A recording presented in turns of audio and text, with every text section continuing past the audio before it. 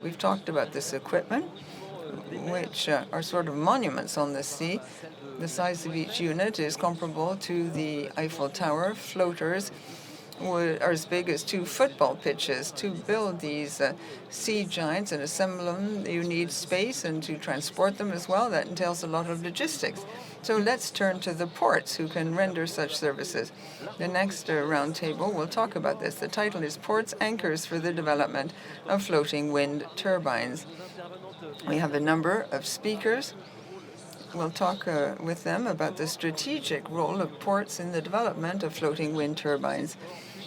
And this can create a national and territorial line of activity for these ports. We have Corinne Silvestri, who can come and join us here. She comes from the General Secretariat for Investment. You're an energy advisor, Industrial and Agricultural Ecological Transition Division. How does the state support the development of ports through the Plan France 2030? And then we'll hear from the ports in this new line of activity. We'll be welcoming Philippe Bion from the Grand Port Maritime Marseille.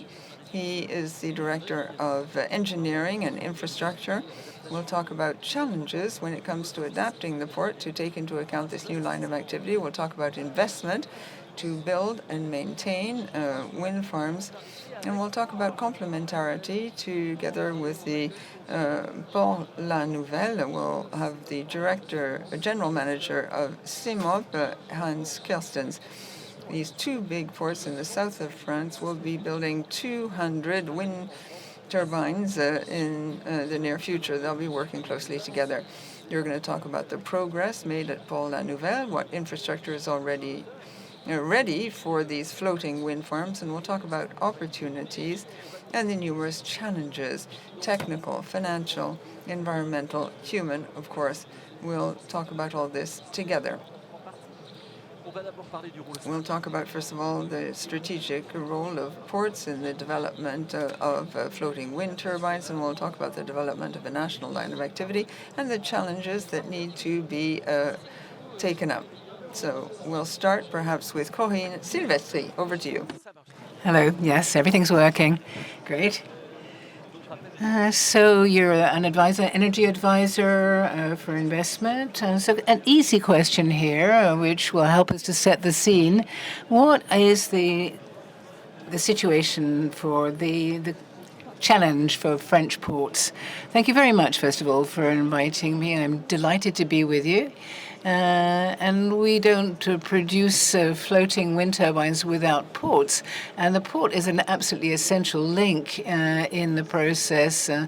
The offshore wind turbines or floating turbines are integrated.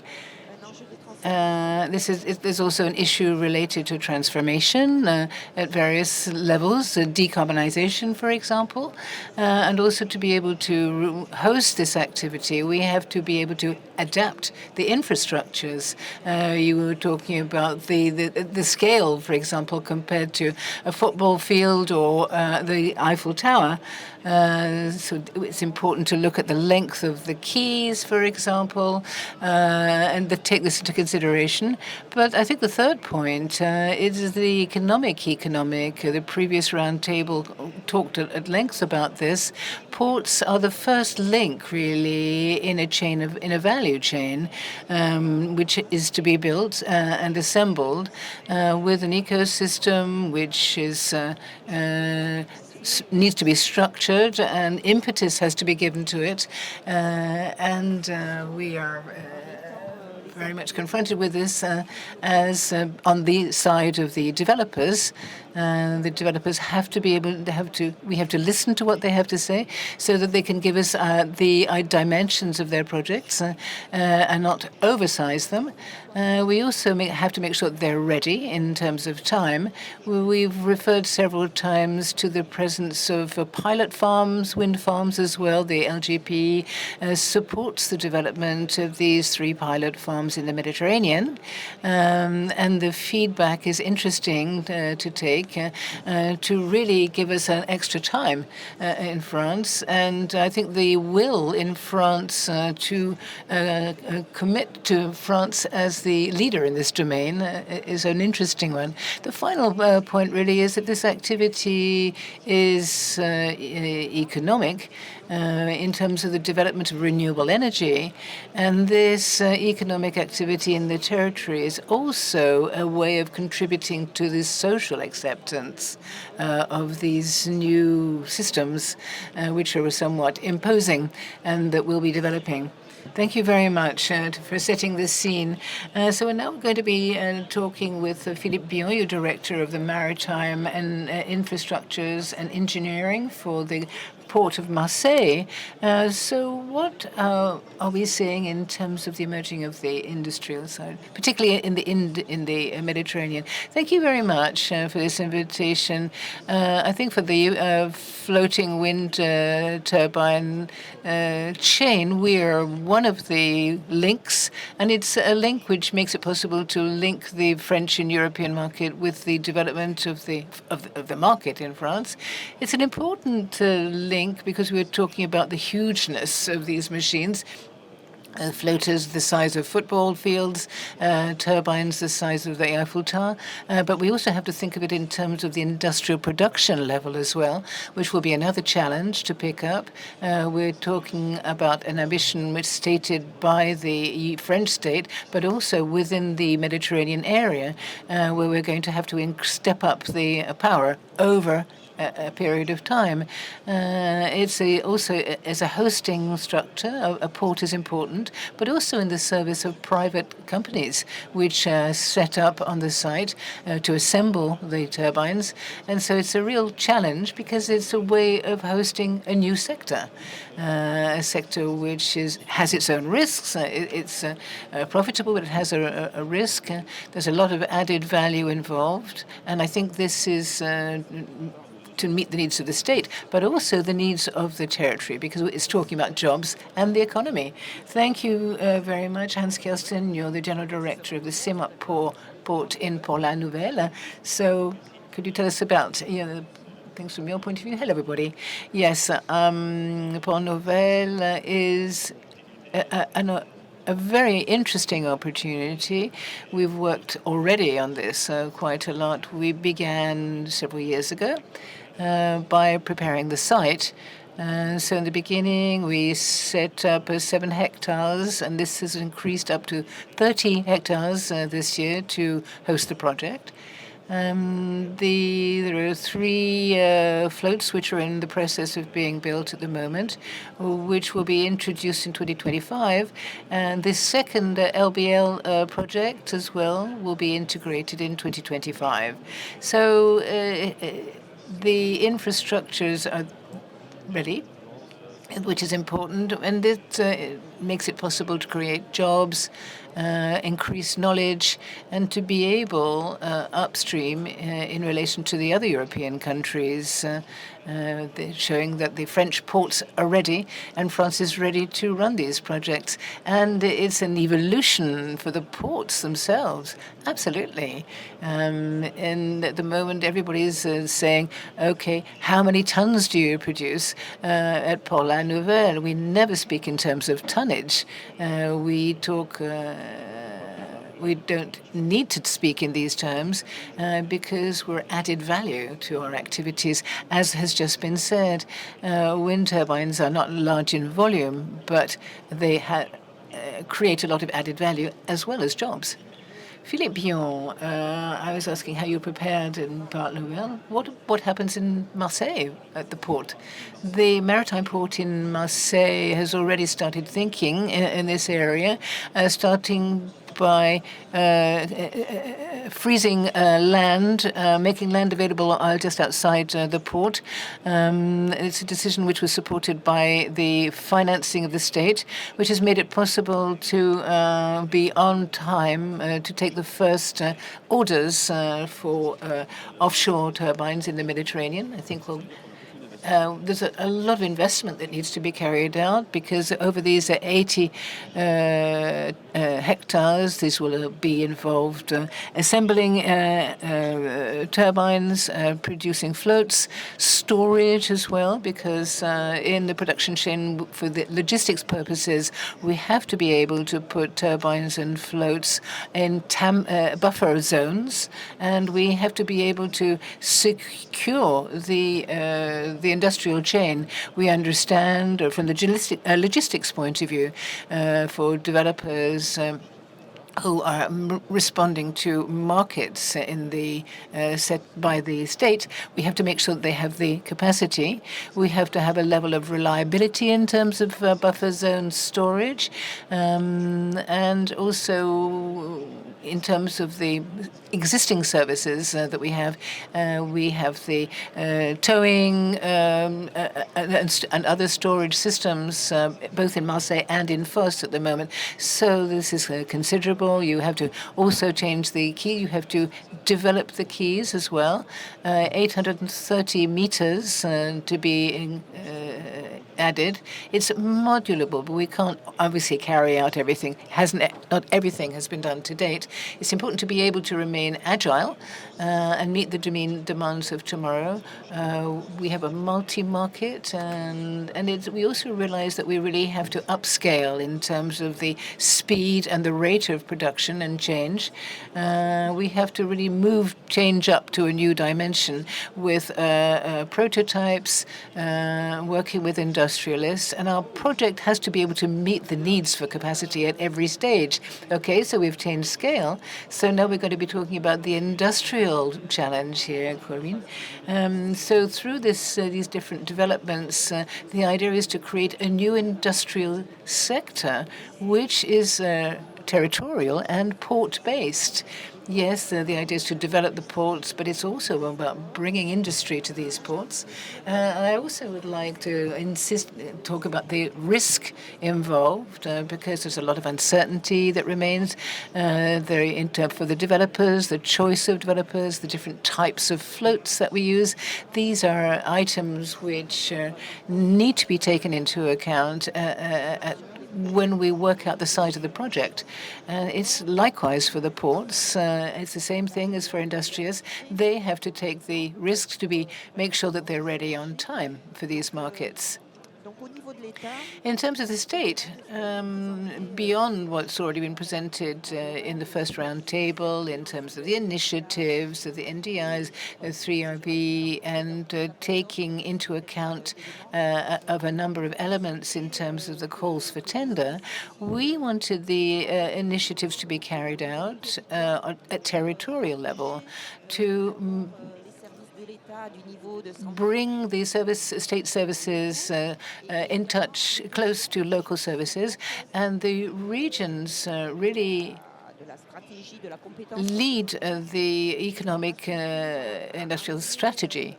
And we need to have a time and a place to make sure that the various actors discuss these issues, look at the various risks, and share the development strategy around this opportunity which is being presented to all of us. So we want to also ask the actors to talk about risk so that each is able to really grasp and identify the various risks in their own case. I thought it was very interesting the way we were talking about the initiative of the Territorial Strategy Committee. This is really an extension of this collective dynamic, which is very much part of the development of offshore wind turbines. So how do you see this industrial challenge? So perhaps, Hans Carsten, could you tell us what you consider as the challenges? We began with a discussion amongst all the stakeholders. We spoke with the developers, we spoke with all the various actors to prepare something which was flexible, but which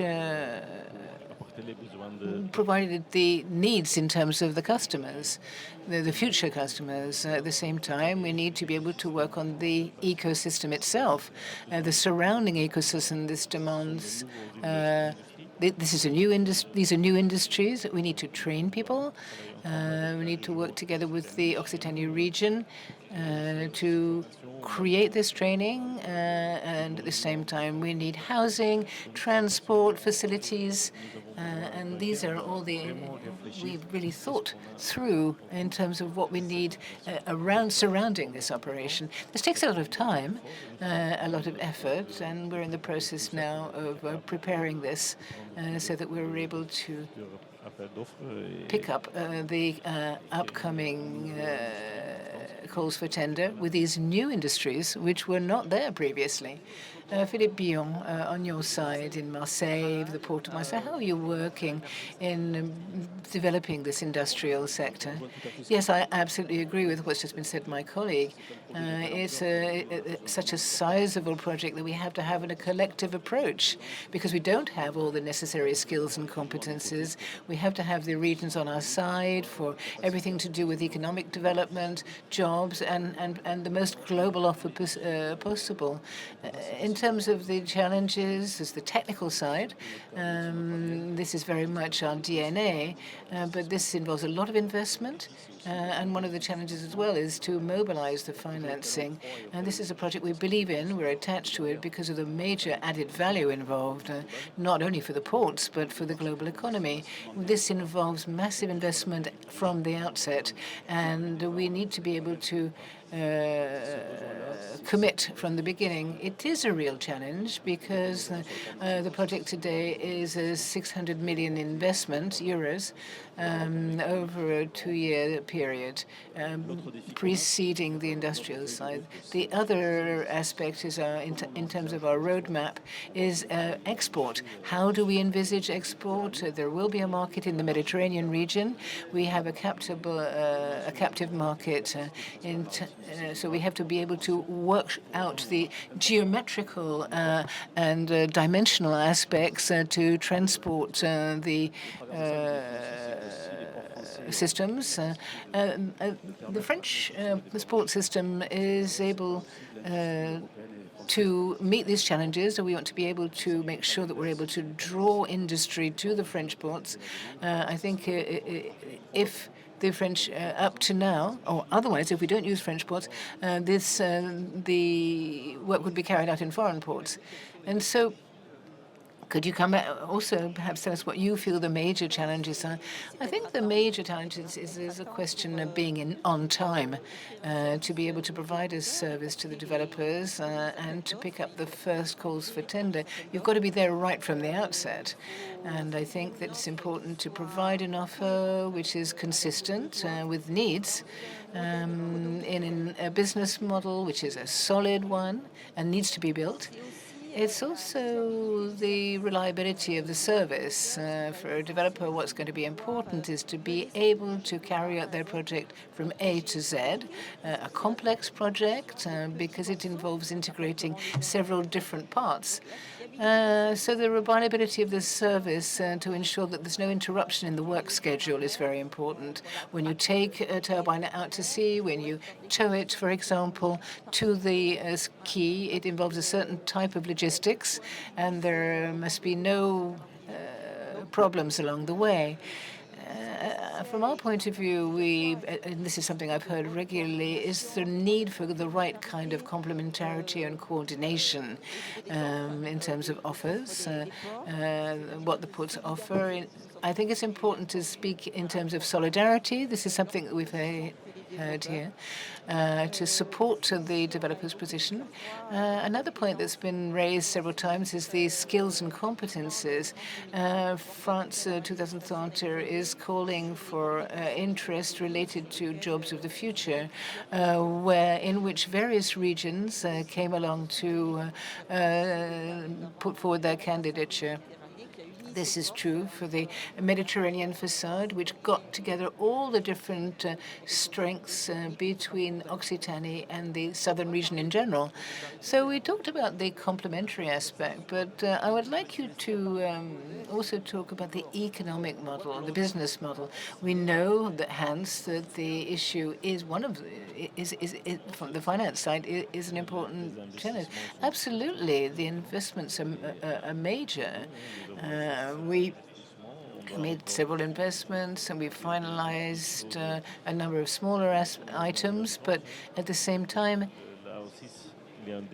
once again, there's a gap.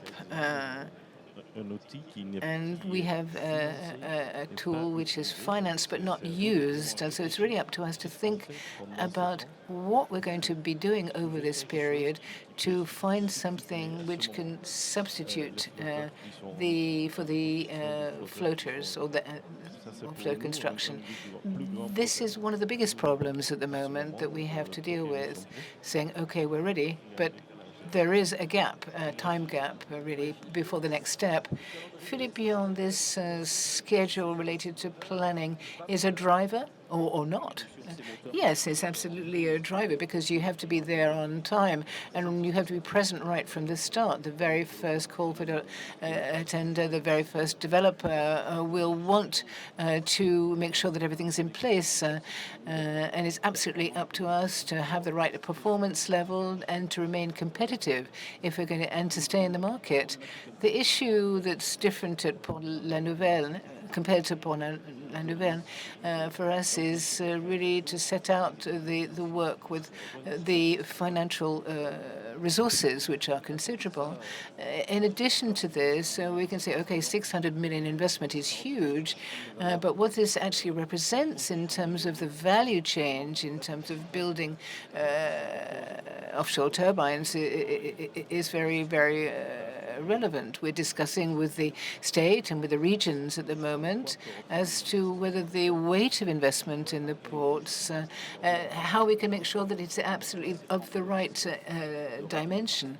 So it's important that we're able to meet all the markets and not miss any available markets in France.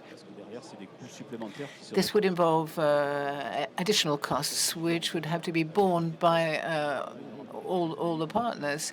We have investments, but we're also thinking in terms of the sector as a whole. If our side is too costly, we won't be competitive, and it's the whole sector which would have to pay the price. And this is what you were saying by way of introduction. You've got to get the right kind of dimensions. So the right sizing is also about complementarity, and this is the key. So how are you working on this aspect, Philippe? We had several meetings. We got together. We met up and shared our ideas about the various projects. And our roadmap is really about planning for the deployment of offshore turbines, which relates to export. And we can see that the number of machines that need to be produced when we have for 2035, 2040, we look at the number of turbines to be produced, and we're looking at 18 megabytes. This it can be outfacing, and we need both ports to be able to do this. We have sites where we deploy turbines which are closer geographically to one port or another. So we decided that we could really complement each other in terms of needs, in terms of port services, and the ability to produce the floaters. We've decided not to specialize for the time being. We consider that we're able, for Marseille Fos, to produce floaters and integration, but we'll see how we develop as time goes by. So it's important. Is it important not to specialize from the outset? Absolutely. At least this is our objective, is to say it's the market which will be dictating what we need, and the idea is to be as agile as possible so that we can respond in terms of special areas of expertise. No, I absolutely agree with what Hans has said. We need two ports to be able to build the number of floaters that we need in France. At the moment, it's impossible to do this with a single port. And I think for the customers as well and for the users, They also need to have other options, a second option, if one port can't provide everything they need. Same thing in terms of specialization. This is not really necessary at the moment. It'll be the market that decides ultimately. And there are projects which are close to Marseille, others which are closer to Port La Nouvelle. So we should be able to distribute them and work in both areas in the most effective way. Thank you very much. So before we invite you to ask your questions, Corinne Silvestri, you were talking about a very important aspect, which is that of complementarity. How can the state accompany this work?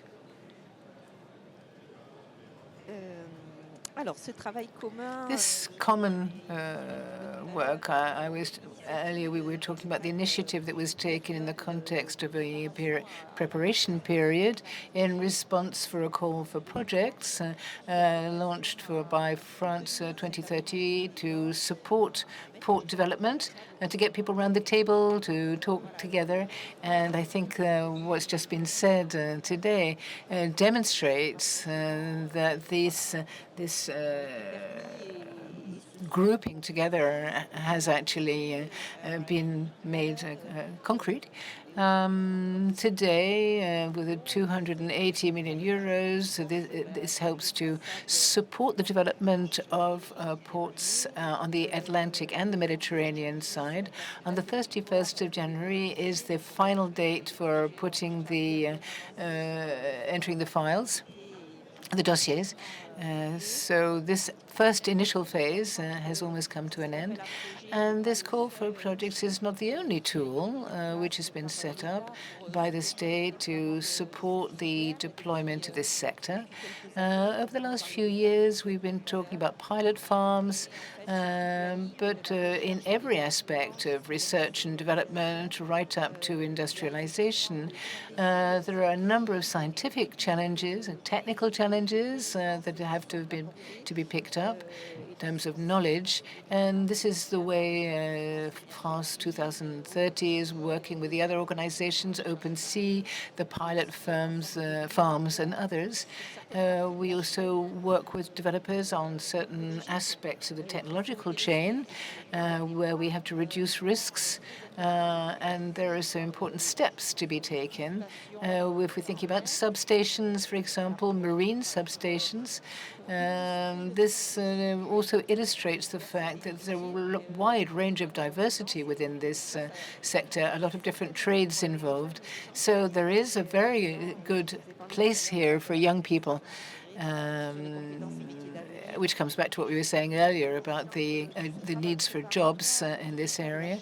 The whole preparation process, whether it's on the industrial side or from the port side, is accompanied by support, financial support for the initial studies, which help the ports to determine their initial project, also to obtain the necessary authorization. We did the same thing on the industrial side with about 10 different initiatives which were supported and sustained so that an industrial tool could be set up.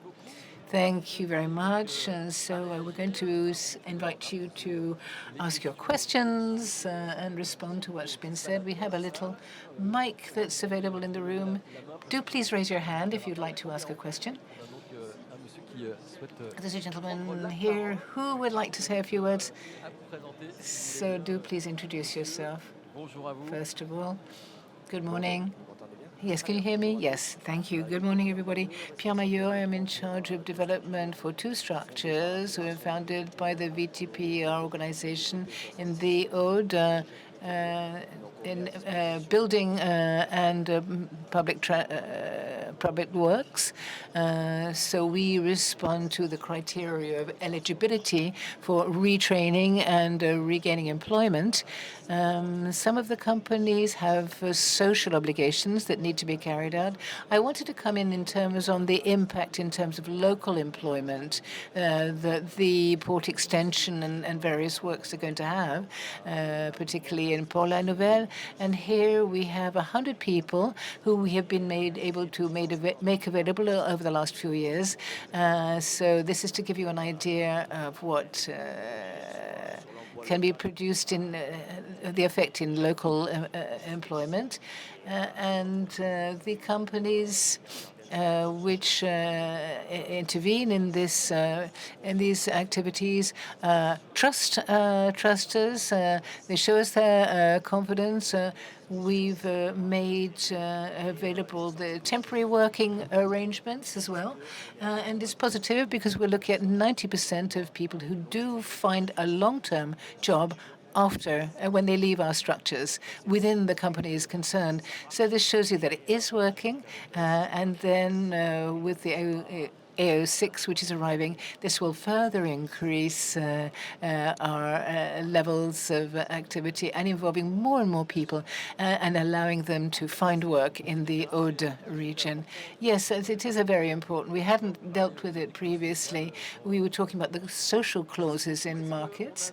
Are there any other questions in relation to the issues of developing offshore floating turbines and port development, particularly for the port of La Nouvelle and the port of Marseille?